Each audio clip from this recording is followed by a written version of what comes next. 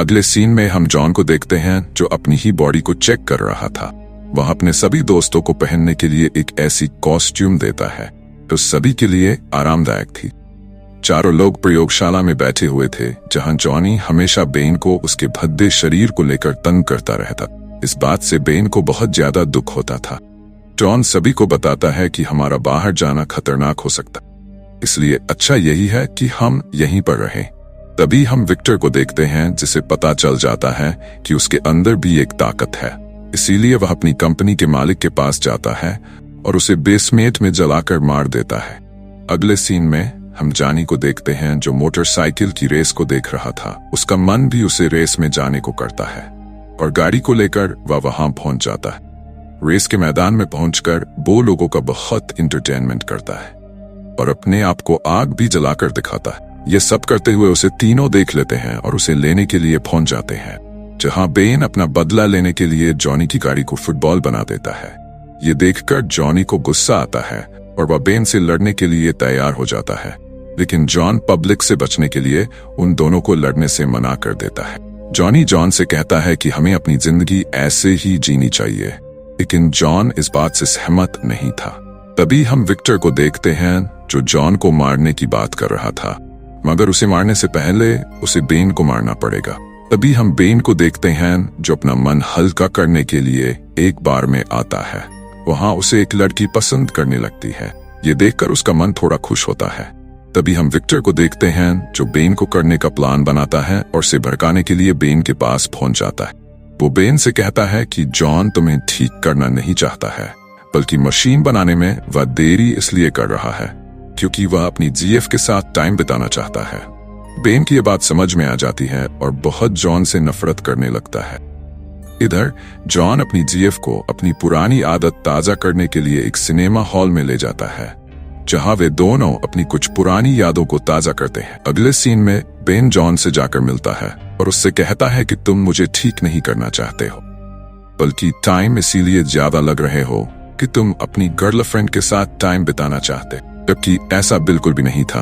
और इसी बात को लेकर दोनों के बीच में लड़ाई होने लगती है, जहां अपने रबर जैसे शरीर की सहायता से उसको चारों तरफ से लपेट लेता है और गुस्सा ठंडा होने पर वह बेन को छोड़ता है, मगर बेन वहां से चला जाता है। तभी इस रात को जॉन उसे मशीन की जांच करने के लिए उसमें खुद चला जाता है। काम पूरा होने के बाद वह जैसे ही मशीन के बाहर आता है तो वह धीरे धीरे अपने आप पिघलने लगता, जहां उसकी जीएफ जाकर उसे संभालती। अगली रात को चुपके से विक्टर जॉन की मशीन के पास पहुंच जाता है और अपने पास बेन को बुलाकर उसको ठीक करने का वादा करता है। बेन विक्टर की बातों में आ जाता है और उसे मशीन के अंदर चला जाता, जबकि विक्टर बेन की सारी शक्तियों को मशीन की सहायता से समाप्त कर देता है। जैसे ही बेन मशीन से बाहर आता है तो वो अपने आप को ठीक पाता है, पर अपने आप को ठीक होता देख वह बहुत खुश होता है। ठीक होने के बाद बेन विक्टर से मशीन में जाने के लिए कहता है, लेकिन विक्टर उसे बताता है कि वह तुम सबको मारना चाहता है, इसीलिए सबसे पहले उसने तुम्हें रास्ते से हटाया है। तभी वहां पर जॉन आ जाता है और विक्टर को रोकने की कोशिश करता है, लेकिन विक्टर के अंदर ज्यादा शक्ति होने के कारण उससे भागने की कोशिश करता है, लेकिन आखिर में विक्टर जॉन को पकड़ लेता है। तभी जॉनी और जॉन की जीएफ बेन से आकर मिलते हैं, तो बेन उन्हें विक्टर की सारी सच्चाई बता देता है।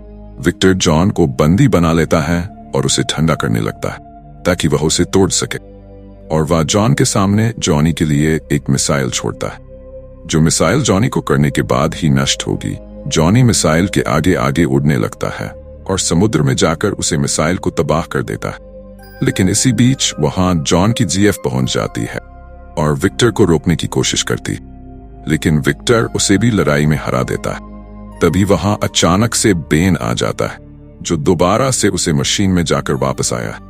तभी विक्टर और बेन में भयानक लड़ाई होने लगी, जहां वे दोनों लड़ाई करते करते पब्लिक में पहुंच जाते हैं। विक्टर पब्लिक में आकर तबाही मचाने लगता है। बेन विक्टर को रोकने की बहुत कोशिश करता है, लेकिन नहीं रोक पाता है। तभी वहां बेन को बचाने के लिए बाकी तीनों लोग आ जाते हैं। तभी विक्टर उनको अपना असली रूप दिखाता है और पूरे शहर की बिजली को इकट्ठा करने लगता है। इसी बात का फायदा उठाते हुए जॉन की जीएफ अपनी ताकत का गोल घेरा उसके चारों ओर बना देती है और उसके ऊपर से जॉनी अपनी आग का गोला बना देता है, जिससे विक्टर पूरी तरह से गर्म होकर लाल हो जाता है। तभी जॉन विक्टर के ऊपर ठंडा पानी डाल देता है। क्योंकि कोई भी धातु गर्म से तुरंत ठंडी होती है तो वह जम जाती है, और विक्टर का भी यही हाल होता है। वह सारी पब्लिक के सामने जम जाता है। विक्टर को मारने की खुशी में चारों लोग पार्टी करते हैं, जहां जॉन अपनी जीएफ को प्रपोज करता है और खुशी के मारे उसकी जीएफ गायब हो जाती है। फिर दोबारा से सब कुछ ठीक हो जाता है और ये कहानी यहीं पर समाप्त हो जाती है, और बाद में विक्टर को एक टैंक में बंद कर दिया जाता है। तो दोस्तों, ये थी कहानी फैंटास्टिक फोर की।